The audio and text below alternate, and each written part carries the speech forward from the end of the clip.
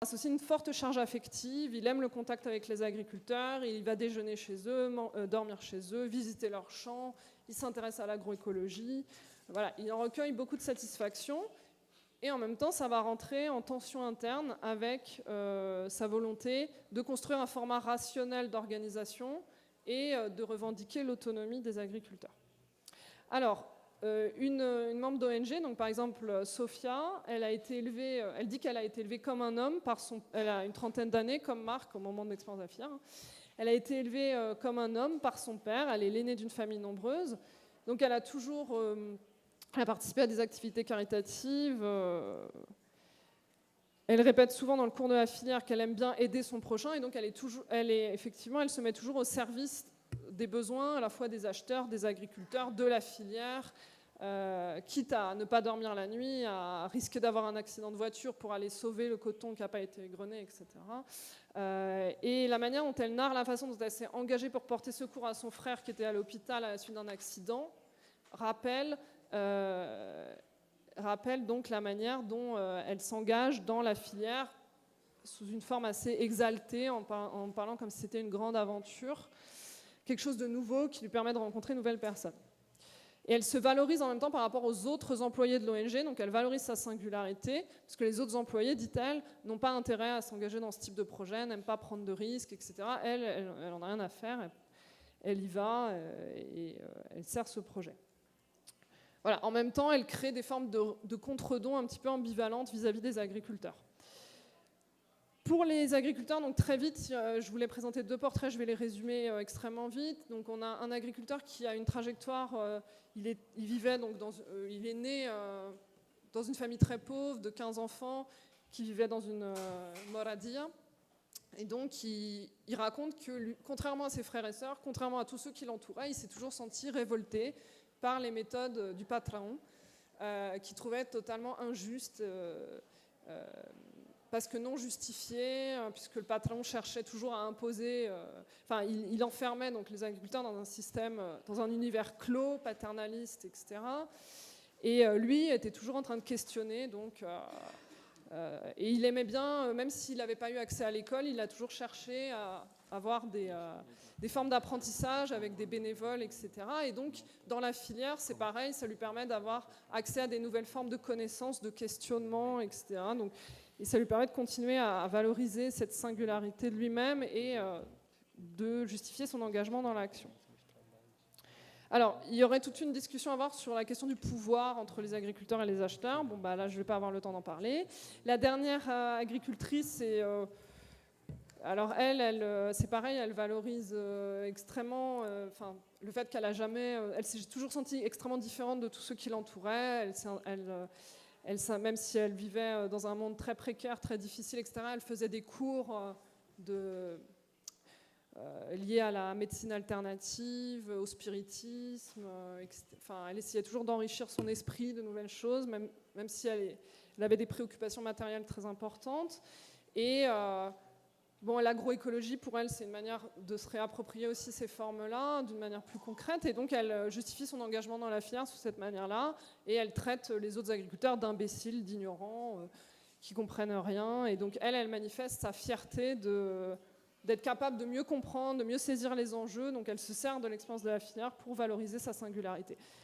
Très, très rapidement, donc, en conclusion, en fait, je ne vais pas avoir le temps, mais je voulais discuter de la manière dont on peut interpréter cette valorisation de la singularité de soi dans la filière, dans cette expérience, etc. Et je voulais mentionner différentes pistes, parce qu'à la fois, ça peut effectivement être interprété comme une forme d'individuation si on suit Dewey, si j'ai bien compris ce que Dewey dit de l'individuation, donc c'est-à-dire le fait de trouver une singularité de soi positive dans un collectif qui se singularise aussi. Et en même temps, ça peut aussi être interprété dans le sens négatif de l'individualisme, c'est-à-dire peut-être, est-ce que ce type d'expérience n'exacerbe pas des formes d'individualisme, empêche justement la création de collectifs avec des valeurs plus fortes, etc. Parce qu'il y a des formes de hiérarchie et de jugement qui se créent entre les agriculteurs, entre les bons et les mauvais agriculteurs, puisqu'ils se réattribuent les capacités pour eux-mêmes, justement. Donc, voilà.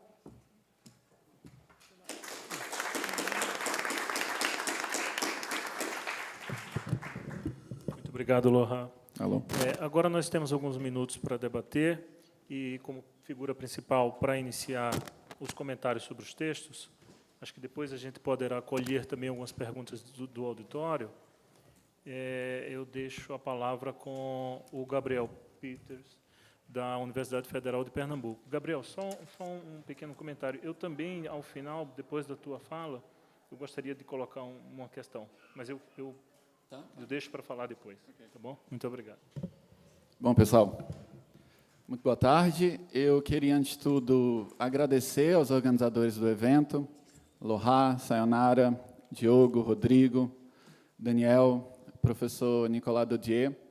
Quero agradecer a todos vocês pela oportunidade de participar, uma vez mais, dessa discussão que eu considero extremamente estimulante. É uma discussão que foi estimulante há 2 anos atrás e que, para mim, foi a oportunidade de estabelecer pontes e redes de diálogo intelectual que perduraram até hoje. Penso, por exemplo, no meu contato com a Lohan, com a Sayonara, com o meu querido colega de Niterói, que é o Fabinho Reis Mota, e assim por diante. Eu lutei um pouco com qual deveria ser o espírito dessa minha intervenção na mesa redonda. Talvez eu deva começar elogiando o caráter ousadamente inclusivo e abrangente do título da mesa. Graças a esse título inclusivo, eu pude dizer para minha mãe, hoje de manhã, que ia participar de uma discussão na UNB. Quando ela me perguntou sobre o que eu falaria, eu assumi um tom oracular e disse que eu ia me pronunciar sobre a existência. Na verdade, o nome dessa mesa me trouxe à mente um exercício que eu venho feito nos últimos tempos de compilação de alguns dos títulos de artigos e livros mais inclusivos na história do pensamento ocidental. Há uma lista cujo nome é Como Recortar Seu Objeto de Pesquisa, só que não. Ela inclui, por exemplo, um artigo do Quine chamado Sobre o que Existe, What There Is. Inclui, obviamente, o clássico do Sartre, O Ser e o Nada. Então, não satisfeito em falar sobre tudo que existe, Sartre resolveu incluir no escopo da sua análise o que não existe também. E, é claro, talvez o título menos recortável de todos eles, o livro do Emmanuel Levinas, Totalidade e Infinito. Talvez a gente tivesse um projeto futuro de escrever um livro de ensaios chamado Sobre o que Existe, sobre o que não existe e outros assuntos, mas eu acho que o título dessa mesa, se não chega a parear com esses que eu mencionei, pelo menos se aproxima. Pois bem. Oi? Tá. A Laura está reclamando crédito pelo título da mesa. Eu cheguei a suspeitar, na verdade, que o título tinha sido escolhido pelo Diogo, precisamente porque, graças a autores como William James, o metafísico que habitava dentro do Diogo pôde sair do armário e ele se permitiu ser um pensador cosmologicamente ousado. É claro que um sentido em que a noção de existência se aproxima mais do trabalho da Lohan e do Fred é, claro, o sentido em que a gente pensa em questões existenciais últimas, como, por exemplo, a finitude, como, por exemplo, o fato de ser um pedaço de carne dotado de subjetividade e vida interior. Em suma, todas essas questões tratadas pelas correntes na filosofia do século XX, que vieram a ser conhecidas como filosofia existencial, ou, mais especificamente, fenomenologia existencial. Penso, por exemplo, no Heidegger de Ser e o Tempo, é claro, no Karl Jaspers, na Simone de Beauvoir, no próprio Sartre, e assim por diante. E o que eu acho interessante nessa articulação entre pragmatismo e pensamento existencial é uma oportunidade de diálogo entre duas heurísticas, duas vias de acesso aos dilemas fundamentais da condição humana. Uma delas foi mencionada pelo Diogo, é essa heurística dos momentos críticos e das situações problemáticas. Ela aparece em outras correntes da sociologia ao longo do século XX. Boa parte da pesquisa em etnometodologia, por exemplo, é fundada em uma espécie de heurística da desordem, que se manifesta naquilo que o Garfinkel chamou de experimentos de ruptura. São o equivalente científico-social respeitável de pegadinhas. Qual é a ideia? A melhor maneira de compreender as condições de possibilidade da ordem e da inteligibilidade no mundo social é introduzir rupturas e subversões nessa ordem. Tal como a gente pensa numa heurística dos momentos críticos, a gente pode radicalizar o enfoque e pensar também numa heurística das situações limite. Eu mesmo tentei desenvolver esse insight pela via de uma heurística da insanidade, o que eu chamaria também de uma epistemologia insana, ou talvez uma sociologia maluca. A ideia é que as condições de possibilidade da normalidade são melhor compreendidas justamente pelo estudo das situações em que a normalidade é severamente perturbada ou então entra em colapso. Karl Jaspers é uma figura central nesse projeto, porque antes de mergulhar inteiramente na filosofia, escreveu um dos textos seminais da psiquiatria do século XX, um tijolaço em 2 volumes, chamado Psicopatologia Geral. E eu fiquei me perguntando em que medida essa via jasperiana poderia fazer com que a gente recuperasse certos alvos intelectuais do pragmatismo, mas em termos de experiências vividas. Explico-me. Um dos sacos de pancadas dos pragmatistas estadunidenses é o Descartes, e, sobretudo, esse retrato da relação entre subjetividade e mundo, oriundo das preocupações epistemológicas da filosofia cartesiana. Contra Descartes, os pragmatistas vão dizer, a relação primordial entre subjetividade e mundo não é essa em que um espaço interior formula representações de um mundo lá fora, cuja existência para o sujeito é problemática.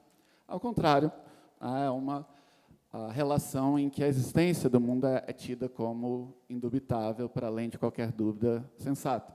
Da mesma maneira, o conhecimento envolvido nessa conexão da subjetividade com o mundo não é neutro, mas todo ele tutelado por interesses pragmáticos. As operações de seleção e organização da realidade que a gente realiza dentro da nossa cognição é certamente tutelada pelos nossos interesses, pelo aquilo que Alfred Schutz vai chamar de sistemas de relevância. É isso que permite que eu lide com uma situação como essa, por exemplo, em que os estímulos perceptuais são potencialmente infinitos, que eu possa ainda assim recortar certos pedaços da realidade para neles projetar meu foco, deixando o resto para o pano de fundo da percepção. E o último exemplo que eu daria de crítica ao retrato clássico da relação entre subjetividade e mundo na filosofia cartesiana ou kantiana seria esse que toma o conhecimento como primordialmente algo que é discursivamente articulado. Contra isso, os pragmatistas vão dizer o conhecimento ele é um instrumento de ação. E é por isso que boa parte desse saber, que capacita a subjetividade a operar no mundo, não precisa assumir uma forma explícita, discursiva, articulada, mas pode assumir a forma de um saber fazer, um know-how, um savoir-faire, assim por diante. O que é interessante quando a gente analisa situações de colapso da normalidade, como, por exemplo, em certas psicopatologias. A gente vê uma espécie de retorno desse recalcado filosófico na forma de uma experiência vivida. Por exemplo, em várias psicopatologias, a experiência de um hiato, uma barreira radical entre o espaço interior da minha subjetividade e o mundo lá fora. Em certas configurações de depressão, por exemplo, essa experiência de isolamento ontológico ela é vivida num nível visceral, existencial, profundo. A ideia de que eu não posso sair da minha subjetividade para alcançar o mundo não é uma ficção filosófica, é uma experiência vivida como real e bastante angustiosa. A mesma coisa em certos casos de dissociação esquizofrênica na relação da subjetividade com o mundo. Outro exemplo, essa tutela do conhecimento por interesses pragmáticos. O que seria um conhecimento verdadeiramente neutro da realidade? Ele aparece em cenários de esquizofrenia, em que esse elemento volitivo ou pragmático da subjetividade é totalmente corroído, a cognição continua a operar normalmente, e o que acontece é o efeito de uma cognição neutra. Por exemplo, o que a psiquiatria vai chamar de déficit de atenção seletiva no esquizofrênico é simplesmente o fato de que o sistema de relevância pragmática dele desapareceu. De repente, tudo numa situação perceptual é igualmente relevante ou irrelevante. Então, o rosto de cada um de vocês é tão relevante quanto aquela manchinha na cadeira. E, por último, e isso acho que é particularmente importante para pensar, limites da teoria pragmatista da ação e dos motores subjetivos da ação, formas de sofrimento psíquico que assumem uma modalidade de hiperreflexão ou hiperreflexividade. Qual que é o raciocínio que o Diogo mencionou aqui, típico da teoria pragmatista da ação? Primeiro, uma conduta baseada no hábito. Quando as minhas capacidades subjetivas e expectativas subjetivas correspondem às demandas do meu contexto, eu posso me entregar às minhas disposições habituais. Por exemplo, quando eu dirijo um carro. Quando surge um desajuste entre minhas expectativas e competências e as demandas da situação, eu tenho de recorrer à minha reflexividade para realizar isso que o Fred chamou de investigação, um termo dewiano clássico. Quando a investigação é bem-sucedida, eu encontro a solução, e a solução ela pode, eventualmente, ser habitualizada, até que eu encontre outro problema, etc., etc. O que acontece se a gente traz isso para o plano interior da psique? Se a gente traz isso para o plano interior da psique, a gente vê o colapso da situação em que a reflexividade é a solução, e uma série de psicopatologias que se caracterizam não pela falta de reflexão, mas pela hiperreflexividade fora de controle. Tentativas de controlar conscientemente o sintoma exacerbam o próprio sintoma. E não é à toa que essas formas de sofrimento psíquico são as mais comuns na sociedade em que a gente vive. O exemplo mais óbvio seria a insônia. Se eu perco a capacidade do meu corpo em me mergulhar no sono, quando eu deito, eu fico monitorando o meu estado físico e mental para saber se estou relaxando. Conforme eu monitoro o meu estado físico e mental, eu estou alerta. Obviamente, se eu estou alerta, isso vai prejudicar o meu relaxamento. Da mesma forma, em vários cenários de transtorno obsessivo-compulsivo, em que, quanto mais o indivíduo tenta controlar o conteúdo dos seus pensamentos, mais esse conteúdo escapa do seu controle. Um experimento que a gente poderia fazer para ilustrar esse mecanismo é dizer, por exemplo, para cada um de vocês, não pense no Michel Temer. Aquela figura nefasta aparece ali imediatamente. Por quê? Porque, para que a sua mente compreenda essa diretriz, não pense em, ela tem de primeiro saber no que ela não pode pensar. O que significa que ela vai ter de pensar no que ela não pode pensar, e tentativa de suprimir um pensamento tem um efeito rebote. No caso do transtorno obsessivo, obviamente, esses pensamentos são ainda mais terríveis do que a figura do Michel Temer, se é que isso é possível, mas mais um exemplo, entre outros que eu poderia dar aqui, de como essa tentativa de controle reflexivo numa situação de desajuste, não entre o indivíduo e a situação, mas entre uma parte e outra da subjetividade, pode entrar em colapso. Pois bem, por que isso é importante? Porque é interessante, Fred pode me ajudar nesse ponto. Eu tenho a impressão de que o Jaspers, embora tenha feito esse caminho da psiquiatria para a filosofia existencial, não chegou a explorar o potencial heurístico da ideia de situação limite para analisar essas formas de sofrimento psíquico que a gente chama de doenças mentais. E eu tenho a impressão que essas ideias de situação limite são particularmente interessantes para compreender pessoas muito sensíveis àquilo que Jaspers capturou como conceito. Jaspers dá alguns exemplos. Um deles é o da consciência da finitude, o fato de que é absolutamente inevitável que eu vou morrer. Em princípio, na situação de interação social cotidiana, a gente pode colocar essa questão entre parênteses. O que significa uma pessoa incapaz de colocar essa questão entre parênteses? Seja por conta de uma vivência traumática, de repente ela descobriu que esse mundo que parecia seguro não é, seja por conta de uma hiperconsciência quase mórbida, jamais apaziguada, de que eu vou morrer, e isso é absolutamente inescapável. O próprio James, em Variedades da Experiência Religiosa, falava dessa caveira que abre o seu sorriso sinistro nos dias mais ensolarados e felizes. Da mesma forma, Jaspers fala também na autonomia relativa do meu funcionamento corporal em relação à minha consciência. Esse corpo, que é o veículo da minha existência mesmo, ele funciona de maneiras que eu não compreendo nem controlo completamente. O que significa jamais ter essa consciência apaziguada, de que ele pode sair de controle Ele é autônomo em relação à minha vontade e ele é capaz de funcionar mal e quebrar. Numa situação como essa, a hipocondria, por exemplo, surge como uma tentativa de não aceitar essa autonomia e de exercer um controle consciente sistemático sobre as próprias operações corpóreas. Tudo isso, então, para dizer, eu não sei se o Freud poderia fazer uma articulação entre a abstração metafísica envolvida na ideia de situação limite e o que seriam problemas mais ou menos cotidianos, típicos das formas de sofrimento psíquico na contemporaneidade.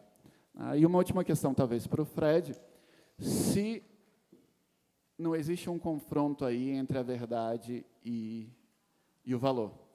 Se, do ponto de vista de uma criatura imersa na vida, você é obrigado a deixar de lado certas concepções a respeito do mundo. Por exemplo, que questões relativas à finitude e assim por diante. Ou seja, na verdade, como incorporar uma reflexão sobre esses fatores sem virar uma espécie de niilista mórbido, que eu sei que você não é, então você certamente conseguiu superar esse desafio. Pois bem, o Diogo, Freud uma vez mencionou que existe uma tradição europeia de ser um pouco mais duro com os amigos. Como eu, na verdade, amo o Diogo como se fosse meu irmão, eu vou me permitir ser um pouco mais combativo em relação ao texto dele. Eu acho que uma questão central aí é a diferença entre duas atitudes. A atitude da ruptura epistemológica, o exemplo típico seria o Bourdieu, que toma como princípio metodológico que os agentes estão enganados a respeito das próprias condições sociais de vida. É o princípio da não-consciência, a ideia de que as crenças e vocabulários de senso comum são, pelo menos na primeira etapa da pesquisa, um obstáculo à compreensão científica do mundo social. Eu fiquei me perguntando em que medida você não foi para um outro extremo, que é esse da delegação epistemológica, que corre o risco de reduzir as tarefas da ciência social a uma explicitação das crenças e vocabulários de senso comum. E a questão que se coloca aí do ponto de vista pragmático, já que a sociologia não é capaz de dizer nada aos agentes que eles já não saibam, qual a justificativa para a sociologia? Eu formulei a questão em âmbito típico ideal, mas eu fiquei me perguntando se, por conta desses conflitos internos à sociologia francesa, essa questão foi formulada em termos demasiado dualistas. E se você tivesse passado pela teoria social britânica, talvez você tivesse chegado em uma articulação que eu chamaria de mais nuançada e matizada entre as duas atitudes. Por um lado, um senso de que as crenças e vocabulários de senso comum não são obstáculos, mas são a primeira via de acesso ao mundo social. Isso está relacionado a uma lição da pragmática da linguagem do segundo Wittgenstein, a ideia de que a linguagem cotidiana ela não é só um meio de descrição do mundo social, ela é o próprio meio da atividade prática pelo qual o mundo social se produz e se reproduz e se transforma. Nesse sentido, é simplesmente impossível acessar uma forma social de vida sem dominar as crenças e vocabulários presentes ali. Agora, isso não significa reduzir as tarefas da ciência social a uma explicitação dessas crenças e vocabulários. E quanto às condições que afetam a conduta social à margem da consciência dos agentes. E quanto aos efeitos não intencionais da conduta intencional, que eles não compreendem ou não controlam bem. Eu acho que uma figura que formulou essa questão de maneira muito sensata foi esse sociólogo muito conhecido, mas insuficientemente apreciado, Anthony Giddens. Sobretudo o jovem Giddens, o Giddens da teoria da estruturação, que consegue articular, digamos, uma sensibilidade hermenêutica pragmática contra essa ideia da ruptura epistemológica como passo primeiro da pesquisa, com uma sensibilidade a condições e efeitos que operam a revelia da consciência dos agentes. Eu fico pensando nisso porque, de certa maneira, você me corrige se eu estiver errado, a própria evolução do pensamento Boltanski acabou sendo, de início, uma postura antípoda àquela da ruptura epistemológica, que evoluiu, no entanto, para a formulação que aparece na crítica, que é uma atitude mais conciliadora. Agora, você pega esse elemento do Boltanski, do amor e justiça como competências, e eu tenho a impressão que você transforma uma questão que deveria ser estritamente epistemológica né, e uma questão política e moral mal colocada.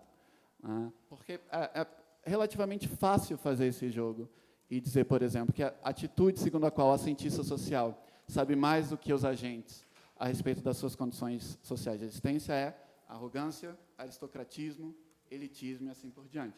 Por outro lado, supor que os agentes sempre têm razão é respeito, democracia e assim por diante. E eu fico pensando se parte da tarefa ético-política da ciência social é justamente dizer aos agentes alguma coisa que eles não saibam. Né? E, em última instância, essa questão, os atores são enganados ou não são enganados a respeito do mundo social em que vivem? Isso é uma questão empírica. Né? A ideia de você transformar isso num postulado metodológico a priori, ou a ruptura, ou a delegação, me parece muito contraproducente. Né? Bom, eu tenho menos tempo do que eu pensava. A última questão é se a gente pensa essa delegação epistemológica e ontológica num contexto atual. Você não acha que ela é perigosa por motivos morais e políticos? Você não acha que a gente precisaria reabilitar um conceito mais robusto de verdade, como correspondência ao real? Reconhecer múltiplas concepções da realidade no singular, mas postular uma realidade com R maiúsculo? Eu fico pensando, não em exemplos inocentes, a gente poderia pensar nos terraplanistas, eu acho que vocês sabem do que se trata, né? Essas comunidades online que defendem a tese de que a Terra é plana e a gente não sabe disso por conta de uma conspiração. Né? Uma tese que, segundo eles próprios, está se alastrando por todo o globo, o que é engraçado, né? Porque eu pensei que a Terra fosse plana, mas, enfim. Mas quando a gente entra em alguma coisa mais séria, como fake news, fake news, pós-verdade, fatos alternativos, né? Toda espécie de delírio paranoide conspiratorial que alimenta o protofascismo bolsonarista no Brasil e assim por diante. Né? Então, em última instância, quais seriam os perigos da delegação epistemológica? Por último, Aloha, eu queria, antes de tudo, elogiar muito a organização do seu texto. Né? Acho que é um primor de organização mental e informacional. Cada informação está não só colocada no seu devido lugar, mas a composição, a assemblagem, né, é perfeitamente harmônica. E, justamente por isso, ou por isso, entre outros fatores, eu não sei se eu tenho muito para contribuir com o seu trabalho. Né?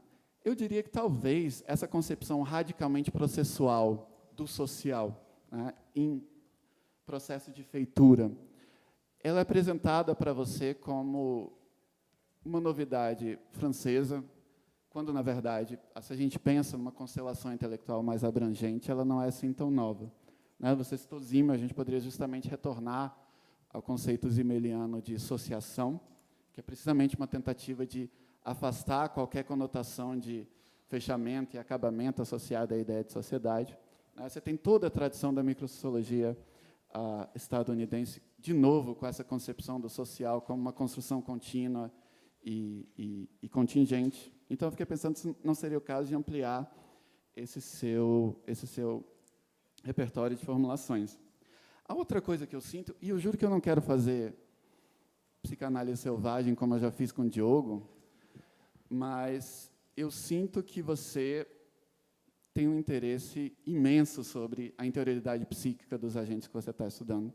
Né? Essas paisagens internas multifacetadas, complexas, e, de algum modo, acho que você não está se permitindo explorar isso em função dos seus compromissos teóricos com a sociologia pragmática e, talvez, com essa ideia de que a sociologia só lida, por definição, com contextos públicos de fala, discurso e interação, e, nesse sentido, não pode acessar a dimensão da interioridade.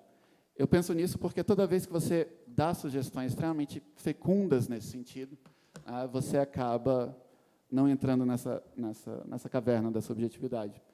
Eu penso, muito mais importante do que se perguntar se você está fazendo sociologia ou psicologia, é, de fato, mergulhar nesse objeto nas suas múltiplas dimensões. Tem toda uma reflexão no seu trabalho sobre as condições sociais de possibilidade da reflexão sobre si, como essa ideia de pertencer a múltiplos coletivos ou composições encoraja uma atitude mais reflexiva a respeito de si. Enfim, se não é uma questão de você de você assumir esse elemento. Eu não sei se você conversou com o seu orientador, que está ali. A última coisa que eu quero é jogar um contra o outro.